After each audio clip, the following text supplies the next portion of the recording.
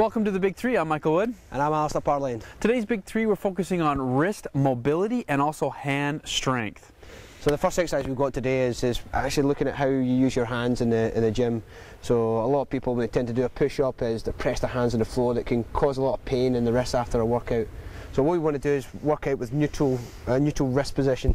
So for a push-up, for example, we want to put knuckles down to the floor. There should be no bend in the wrist at all, either towards the camera or further away, or this way or that way. So nice and neutral, in the press-up position, flex down and extend back up. It looks slightly harder than what you would do usually, but it's just the same, and at least this time it's protecting your wrists. And another variation you can do is, if you don't feel comfortable with going right onto there, you can actually grab some dumbbells and actually wrap around there and do the same type of drill, keeping those wrists as straight as you can. Second exercise or drill we have is to get a little bit of myofascial. If you come here, and all I want you to do is just start to kind of flex the wrist and extend the wrist, you can see a little muscle that's kind of coming up and down.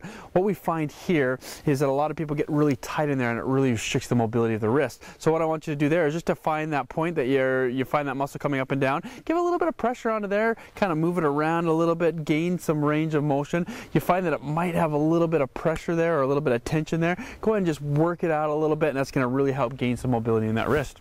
Additional to Mike exercise there in a similar area. What you want to do this time, still extending the arm out. We've got flexion, extension, we've got ulnar and radial deviation. So what we want to do is try and get range of movement increased in all three of them. To help with this, all we do is grab a ball, like a tennis ball or a sponge ball, squeeze it tight, and then perform the action that you want to perform, whether it be flexion, extension, or ulnar and radial deviation. And that's going to increase your range of movement in those areas. Three fantastic drills or exercises to help create better wrist mobility and also hand strength. Go ahead and give it a try and let us know how you get on.